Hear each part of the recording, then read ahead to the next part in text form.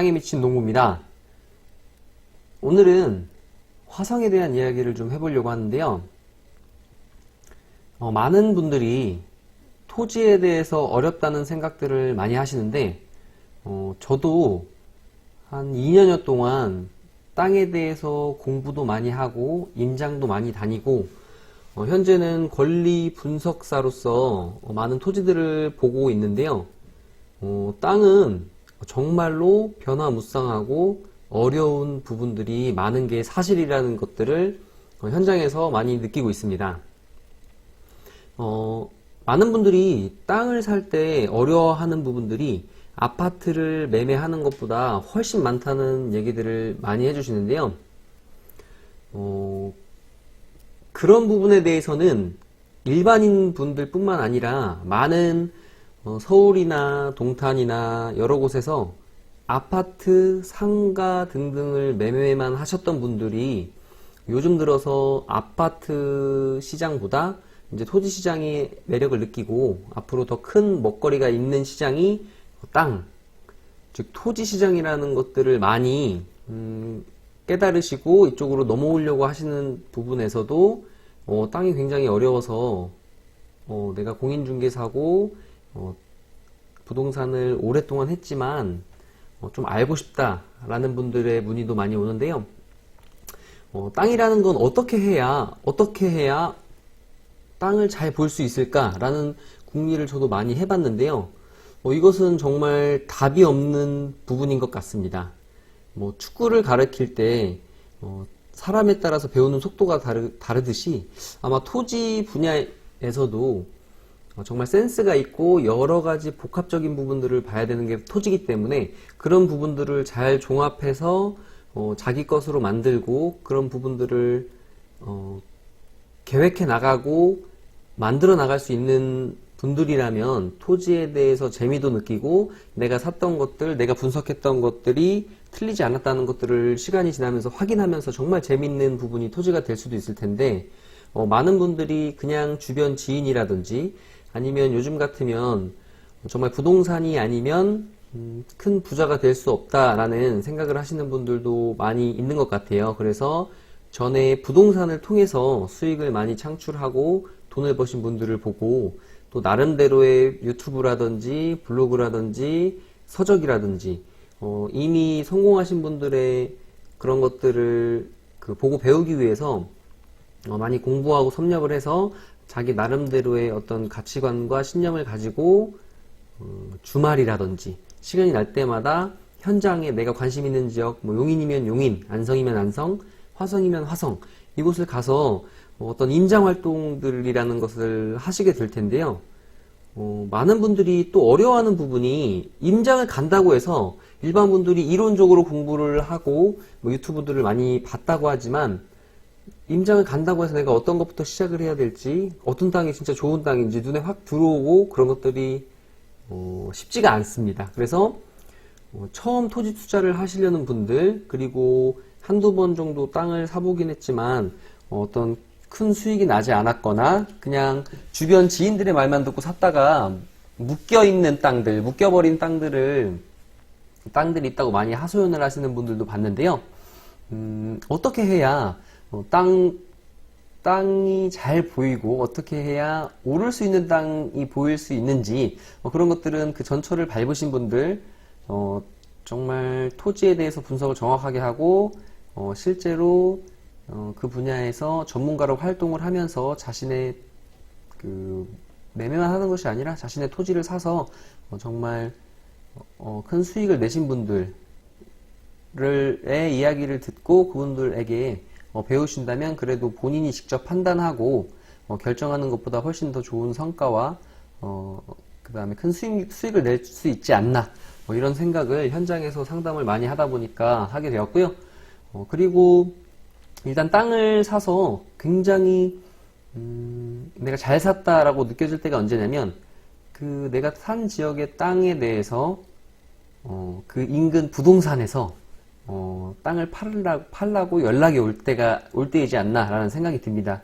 왜냐하면 내 토지가 정말 저 구석에 있고 이슈가 없는 지역, 그 다음에 쓸모없는 땅이라면 누구도 사고 싶어 하지 않고 그 주변 부동산이나 이런 데서 연락이 오지 않겠죠. 하지만 정말 내가 땅을 잘 샀고 그 지역이 가치가 있고 계속 오르는 지역의 땅이라면 부동산 사장님들은 어떻게 해서든 연락처를 알아내서 연락이 올 겁니다. 뭐 우편으로 갈 수도 있고요. 전화로 올 수도 있고요. 그 땅을 좀 팔아주세요. 그래서 내가 산 땅을 만약에 부동산 사장님들께서 전화가 와서 팔아달라, 내가 팔아주겠다 라는 연락이 오면 아주 흐뭇한 미소를 지으면서 아, 내가 땅을 잘 샀구나 라는 생각을 하실 수 있다고 생각이 됩니다. 자, 서론이 길었는데요. 오늘은 화성에 대해서 제가 좀 이야기해 볼까 합니다. 제가 그동안 많이 주목했던 곳은 이제 용인 SK 하이닉스가 들어오는 용인시 처인구 원산면과 그다음 서울 세종간 고속도로 라인에 IC가 생기는 안성의 그 IC 주변들을 많이 주목했었는데요. 화성에 대해서 알면 알수록, 공부하면 할수록 아주 매력이 있는 지역이 화성이라는 것을 알게 되었고요. 그래서 한 3달 전부터 화성 지역을 많이 돌아보고 이 지역에 대해서 공부를 많이 하고 있는 중인데요. 이곳은 너무나도 매력적이고 그 다음에 이 주변 화성의 땅이라는 것은 뭐 전체적으로 지가가 오른다고 하지만 오를 수 있는 핵심 지역들이 있습니다. 그래서 뭐 화성 지역이 땅값이 얼마냐, 뭐 안성 지역의 땅값이 얼마냐 라는 그 질문들도 많이 해주시는데요. 그런 질문에는 구체적인 답변이 가기가 어려운 부분들이 있습니다. 땅은 뭐 용도지역이라는 게 있고요. 그 다음에 도로에 붙었냐 안 붙었냐, 그 다음에 건축 허가가 나느냐 안 나느냐, 뭐 등등등, 뭐 배수로가 있느냐 없느냐 등등등 너무 봐야 될 것들이 많기 때문에 뭐 종합적으로 그 지역의 땅값이 얼마냐라는 것은 내가 정말 땅에 대해서 아무것도 모르고 아마추어다 라는 것들을 보여주는 내용이기 때문에 만약에 임장을 다니시거나 어떤 질문을 하시더라도 좀 더 구체적으로, 그리고 기본적으로 땅이라는 것에 대해서 용도지역이라든지 그 다음에 뭐 지목도 그렇게 크게 중요하진 않지만 그래도 지목이라든지에 대해서 등등등은 좀 아셔서 기본적인 것들은 블로그나 또 유튜브에 많이 나와 있으니까 땅에 대한 기본 성질에 대해서는 좀 공부를 조금이라도 하시면 질문이 좀 더 구체화가 되고 그 질문을 받은 사람들도 좀 더 구체적인 대답을 해줄 수 있으니까요. 그냥 나는 땅은 잘 모르겠어 라고 무턱대고 그래 한번 도전해보자 해서 무턱대고 현장에 나가는 것보다는 좀 더 공부를 하시고 실전이나 현장에 나오시면 참 좋을 것 같다는 생각을 일단 해봅니다. 자, 그리고 일단 화성이라는 곳은요, 어떤 지역이냐면요, 화성은 우리나라에서 2년 연속 인구 증가율이 1위인 도시가 화성이고요. 그 다음에 CNN에서 발행하는 그 맥킨지라는 잡지에서도 앞으로 전 세계에서 부자가 될 10대 도시를 선정했는데 그 중에 4위가 바로 화성입니다. 그런데 왜 이곳이 부자가 될 도시냐 라는 질문들을 많이 하실 건데요. 그렇기 위해서는 일단은 지금 큰 틀을 아셔야 되는데, 우리나라에서는 크게 3가지의 틀을 가지고 그 성장관리 권역과 과밀 억제 권역, 그 다음에 자연환경 보존 권역이라는 3개의 큰 권역으로 나눕니다. 그런데 지금 서울이라든지 서울 근교의 그 위성도시들은 너무 인구들이 북적북적되고 너무나 사람들이 좁은 곳에 모여있기 때문에 과밀 억제 권역이라는 것으로 그것을 설정해서 그 바깥쪽으로 뭐 공장이라든지 그 다음에 공장의 증축도 안 되고요, 뭐 신설은 아예 안 되고요. 그렇기 때문에 그 과밀 억제 권역에서 가장 가까운 지역들이 지가들이 많이 상승하기도 하고 공장들이 그 주변으로 많이 이동을 합니다. 그런 부분에 있어서 화성이라는 곳은 과밀 억제 권역에 바로 붙어 있는 성장 관리 권역의 초입 부분이고 서울과의 거리도 가깝기 때문에 지가 상승이 지금도 어느 정도 이루어졌지만 앞으로 더 큰 상승이 이루어질 지역이라는 것이라고 말씀을 드리고요. 화성의 가장 큰 이슈는 예전에 이제 유니버설 스튜디오라고 해서 요 공룡알 화석지라고 써 있는 요 옆에 지금 국제 테마파크라고 신세계에서 4조 5천억 가량을 앞으로 투자해서 세계적인 체류형 관광단지로 만들겠다고 야심차게 발표한 곳이 있는데요. 바로 이곳입니다. 지금 77번 국도랑 연계해서 바로 77번 국도 좌측편에 있는 이 지역을 화성 국제 테마파크라고 해서 신세계에서 지금 정영진 부회장님께서 아마 야심차게 이곳에 국제 테마파크를 만들기 위해서 많은 노력도 하셨고, 그리고 작년 11월에 비전 선포식이라고 해서 이 지역에 지금 이것도 가봤는데요. 단상이 이미 만들어져 있습니다. 그래서 그 단상에서 뭐 우리나라의 경제부총리님부터 시작해서 정재계 인사분들이 참석한 가운데 이곳에서 비전 선포식을 했고요. 그 비전 선포식이라는 것을 하면서 이 우측의 새솔동이라는 지역, 그러니까 큰 틀로 봤을 때 이곳을 국제 테마파크도 있지만 송산 그린시티라는 1700만 평의 아주 우리나라에서 가장 신도시 중에서도 역대급으로 아주 대형 프로젝트를 가지고 지금 추진 중에 있는 신도시 사업이 있는데요. 그 중에서 이곳을 동측지구라고 합니다. 이 새솔동의 동측지구는 이미 완성이 되어 있고요. 8,700여 세대의 아파트들이 이미 다 들어와 있습니다. 그래서 이곳은 토지시장은 끝났고요. 이미 이곳은 이제 분양시장이고, 심지어 아파트들도요, 지금 작년에 3억 1000에서 3억 2천 하던 것들이 이 국제 테마파크가 들어온다는 소식과 MOU를 체결한 것들이 언론에 보도되면서 지금 5억 5천까지 올라갔는데, 현재도 뭐 매물이 없다고, 이쪽 부동산에 갔을 때도 매물이 없을 정도로 이곳은 벌써 성공적으로 동측지구는 이미 분양이 끝났습니다. 그래서 이 동측지구 아래쪽 신도시와 접경된 부분들은 집가 상승이 많이 있었다고 지금까지 학습 효과를 통해서 알고 있던 분들께서 이 동측지구의 새솔동 근처에 신도시 근처에 토지를 찾는 분들이 계신데, 이곳이 위험한 부분이 있습니다. 어떤 부분이 위험하냐면 이곳은 그린벨트입니다. 이것을 잠시 보여드리면요. 자, 이렇게 보면 여기 지적 편집도라는 것을 보시면요.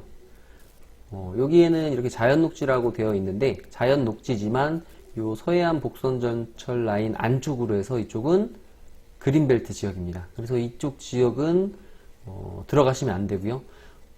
이런 질문을 하신 분들도 있어요. 여기 송산역이 생기기 때문에 역세권은 다 발전되지 않느냐? 맞습니다.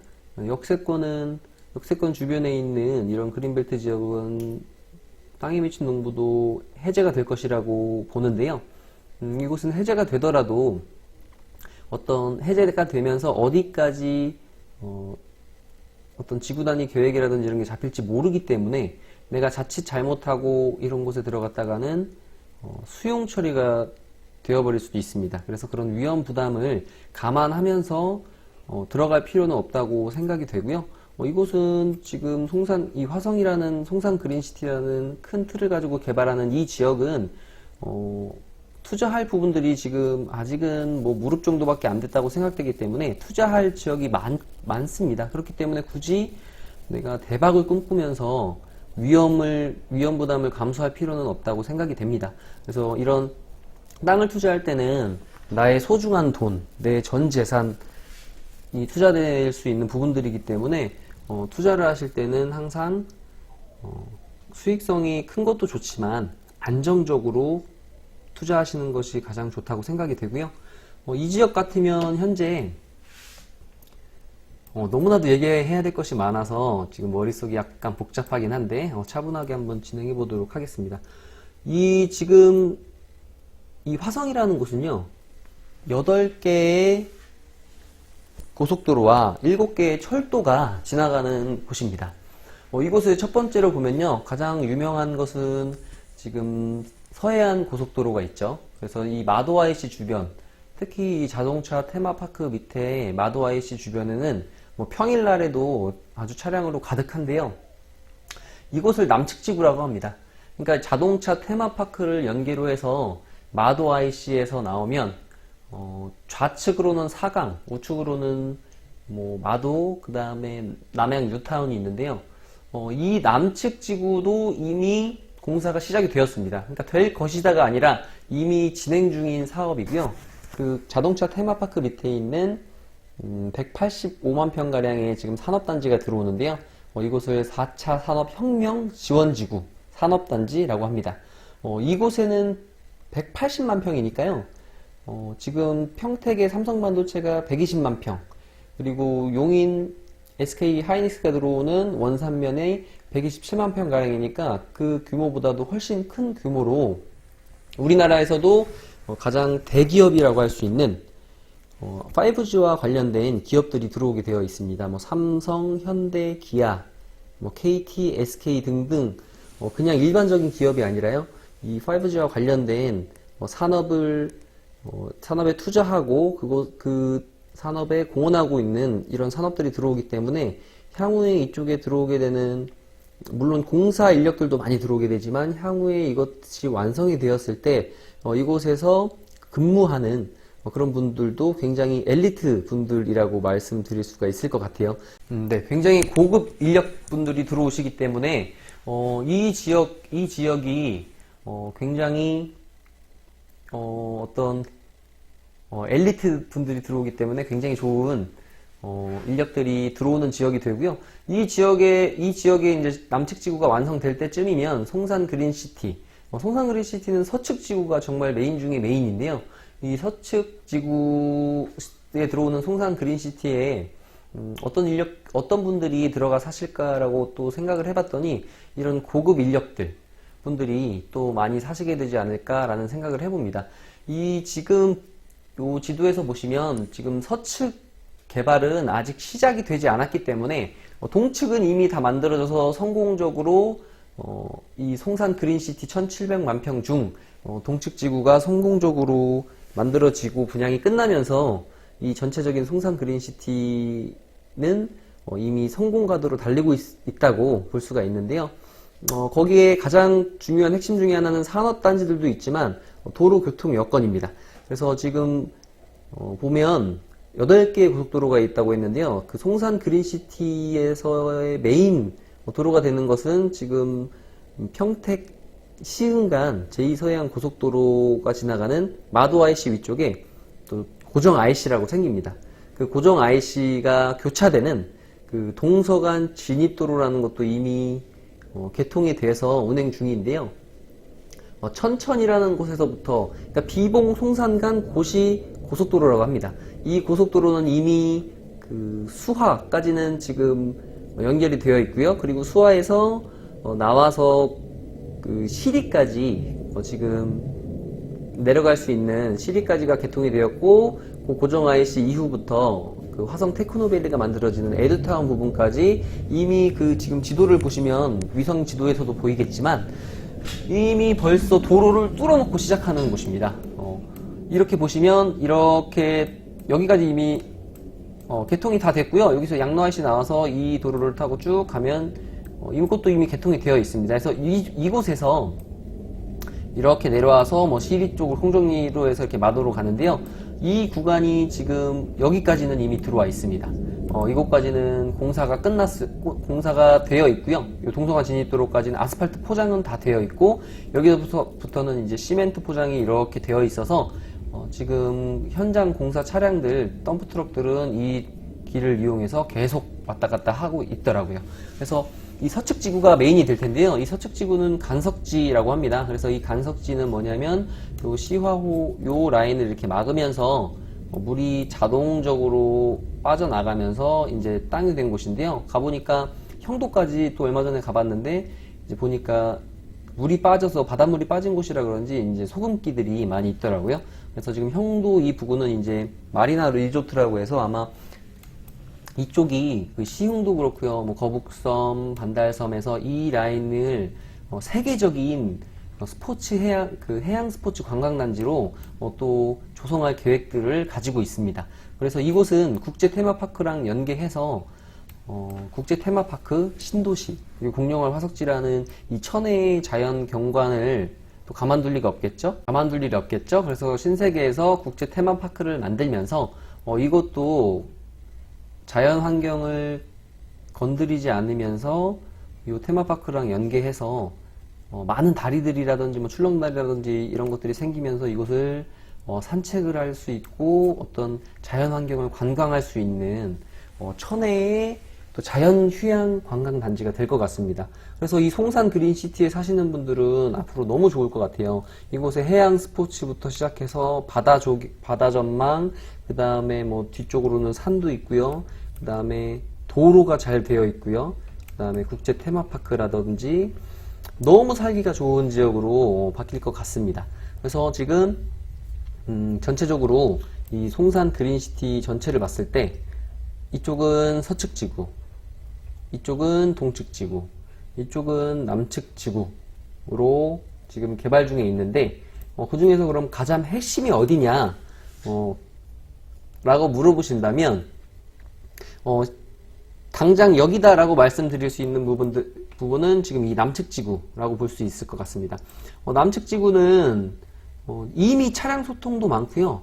이쪽 특히 이 사강이라는 사강시장은 보면 요 322번 국도 라인으로 해서 제부도라든지 전곡항이라든지 대부도로 갈 수 있는 길이라서 요 라인들 마도 IC에서 나와서 이쪽 각 지금 뭐 대부도라든지 제부도라든지 이런 지역으로 가는데 이 지역들은 보면 차량 소통이 굉장히 많습니다. 그래서 이 라인으로 해서 이 화성시청이 있는 이 남양 뉴타운도 지금 개발이 됐는데요. 지금 차량들 소통이 이런 식으로 해서 동측지구가 이미 개발되었다고 했잖아요. 동측지구로 이렇게 올라가는 것이 아니라 보니까 요 마도 교차로로 해서 현재는 여기가 2차선 도로인데 여기가 4차선 계획이 잡혀 있습니다. 그래서 요 도로로 해서 향후에 이런 식으로 해서 요 지금 골로 해서 이렇게 도로가 예정되어 있더라고요. 이렇게. 그래서 지금 봐도 이미 이곳 라인은 보면 저녁 퇴근 시간이 되면 이게 꽉 막힙니다.